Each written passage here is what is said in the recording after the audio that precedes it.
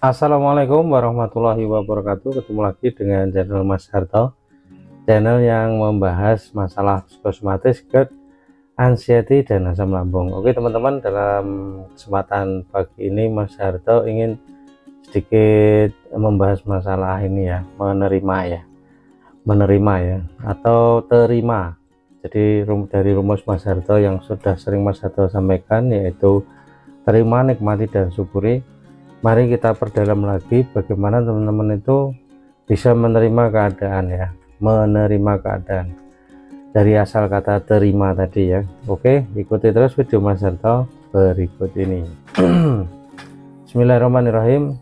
Terima kasih ya teman-teman yang sudah nonton videonya Mas Harto selama ini, sudah menyimak. Semoga bermanfaat untuk teman-teman yang sedang mengalami anxiety, GERD, dan asam lambung. Dalam video ini Mas Harto ingin mencoba mendalami lagi bagaimana teman-teman itu melatih diri teman-teman untuk bisa menerima ya, menerima keadaan yang sedang dialami. Karena kadang-kadang teman-teman itu karena belum bisa menerima, itu teman-teman akan mengalami kesulitan dalam menangani penyakit ini ya, atau mengendalikan kecemasan itu ya. Jadi teman-teman itu bangunlah kesadaran bahwa teman-teman sekarang ini adalah pada posisi sedang diuji oleh Allah dengan penyakit yang namanya kecemasan ya kan.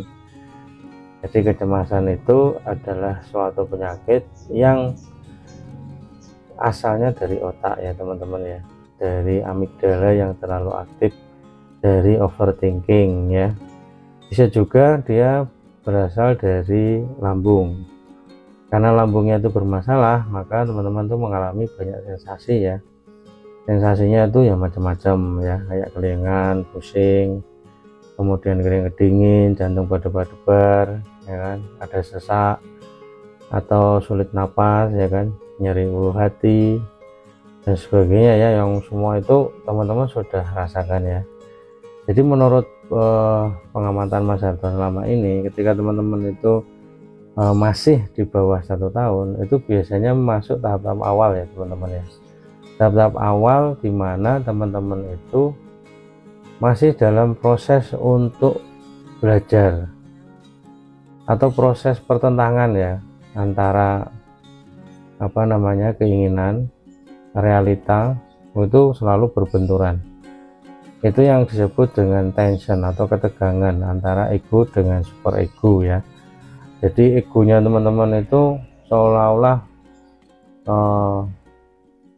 ingin melakukan perlawanan terhadap keadaan apa ya, keadaan sekitar, keadaan diri sendiri yang banyak mengalami sensasi. Kemudian banyak menuntut ya teman-teman ya, menuntut orang lain untuk bisa memahami teman-teman ya. Nah ini yang jadi kadang-kadang menjadi masalah yang tidak terlihat. Ketika teman-teman itu selalu menuntut orang-orang dekat untuk bisa memahami teman-teman, nah itu adalah sumber kekecewaan baru ya, sumber kecemasan baru yang akan membuat teman-teman itu sulit untuk bisa sembuh. Karena apa? Karena di situ ada pertentangan ya.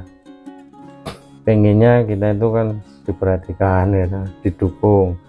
Tapi begitu kita cerita dengan orang-orang dekat, malah seolah-olah orang-orang dekat itu malah menyepelekan, merendahkan ya kan. Nah itu menjadi sumber kecemasan baru ya, menjadi kejengkelan ya kan. Nah solusinya apa? Nah nanti dalam video ini Mas Harto ingin bahas solusinya ya. Tapi Mas Harto ingin menarik lebih dalam lagi tentang terima ya. Jadi orang yang menerima itu seperti orang yang senang dengan pemberian ya, yang senang dengan pemberian. Ini yang perlu digarisbawahi ya. Jadi orang yang menerima itu adalah orang yang senang, bahagia dengan pemberian. Nah ketika teman-teman itu belum bisa bahagia dengan pemberian, berarti teman-teman itu masih belum bisa menerima.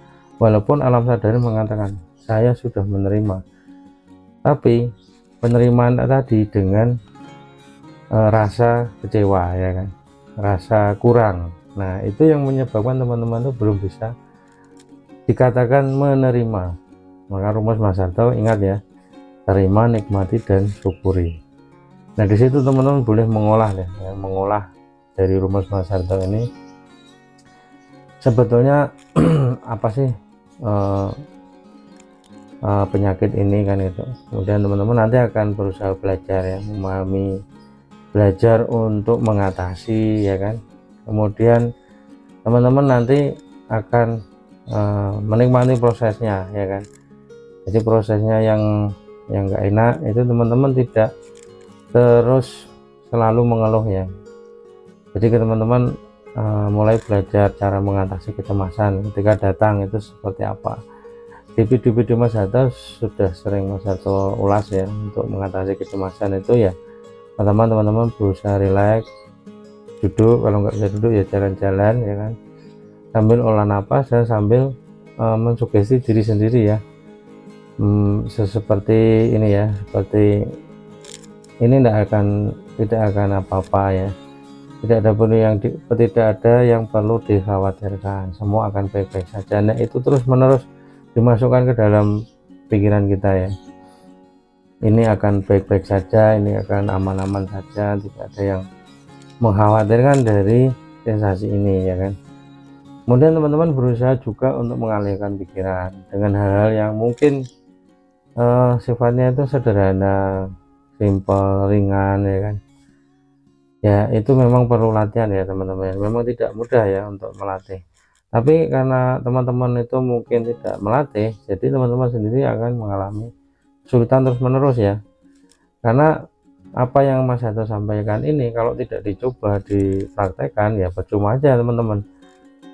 Nanti teman-teman akan terjebak terus dalam kepanikan berikutnya ya, karena ini adalah menyerang pikiran, saraf ya, sehingga teman-teman itu belajar mengendalikan amigdala tadi ya, lewat olah napas, lewat afirmasi ya kan, lewat sugesti positif dan sebagainya ya.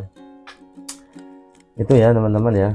Jadi prinsipnya menerima itu ketika teman-teman itu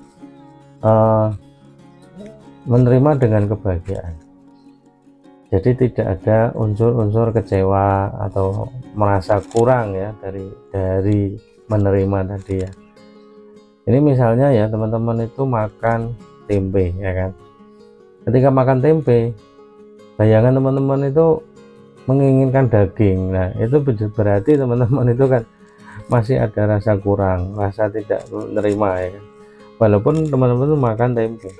Harusnya ketika teman-teman itu memakan tempe, teman-teman rasanya itu ya rasa tempe, keinginannya ya keinginan tempe, maka teman-teman akan menemukan kenikmatan di dalam makan tempe tadi kan, kenikmatan dan kebahagiaan ya. Jadi kalau teman-teman makannya tempe tapi keinginan atau bayangannya makan daging, nah itu repot.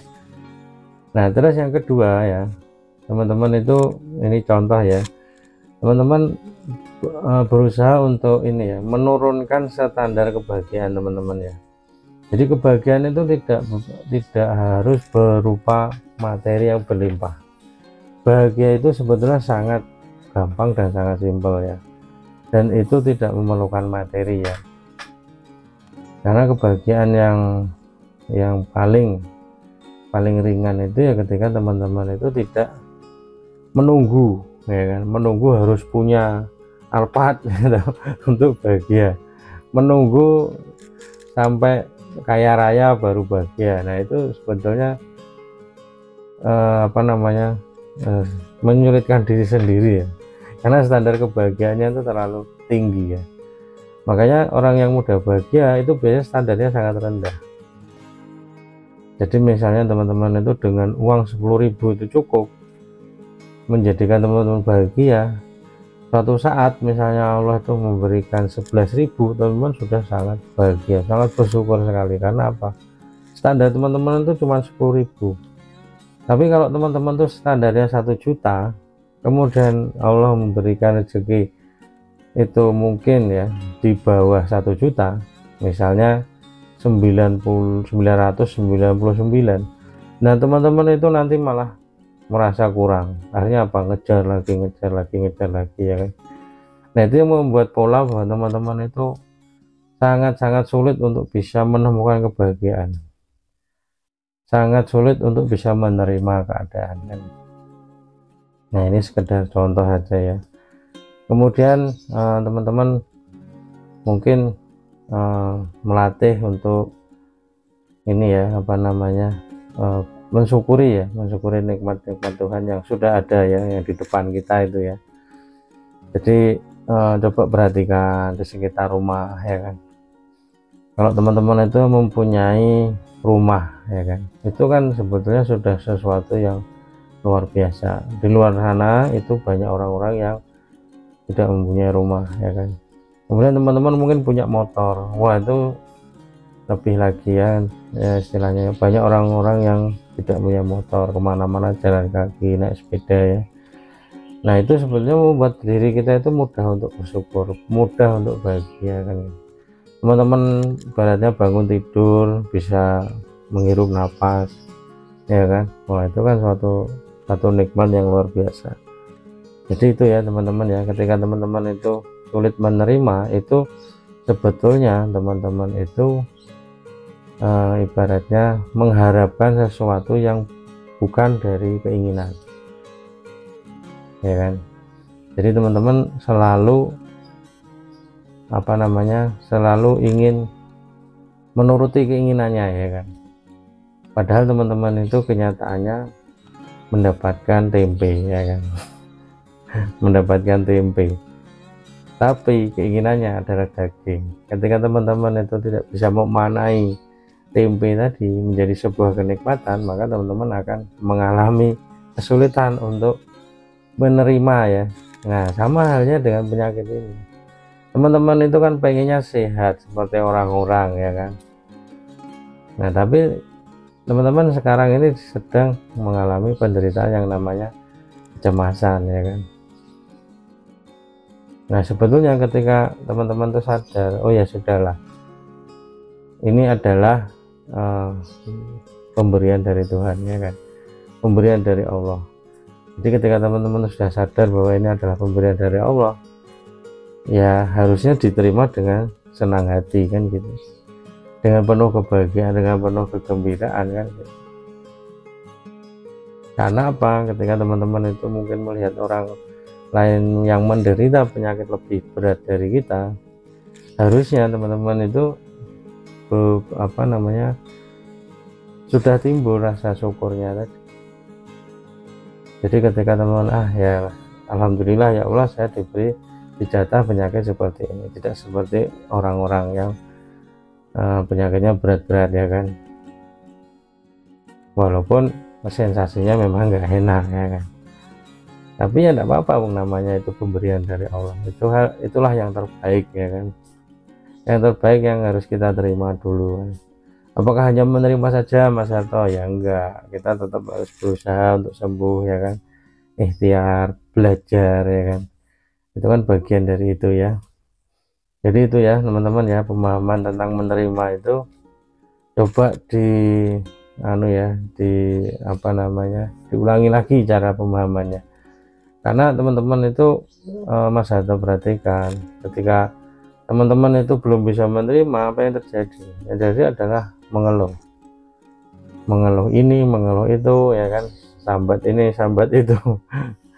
Nah, itu sebetulnya ya nggak apa-apa, untuk awal-awal itu nggak apa-apa, tapi jangan diterus-teruskan ya teman-teman. Ketika teman-teman sudah fix ya fix, dokter mengatakan lambung misalnya, ya sudah teman-teman fokus pada lambung dan pikiran. Caranya gimana? Nah, Mas Harto sering ulang-ulang terus kan caranya, coba disimak di video Mas Harto sebelumnya ya, itu banyak sekali teknik-teknik tentang bagaimana kita bisa bisa mengendalikan pikiran dan lambung.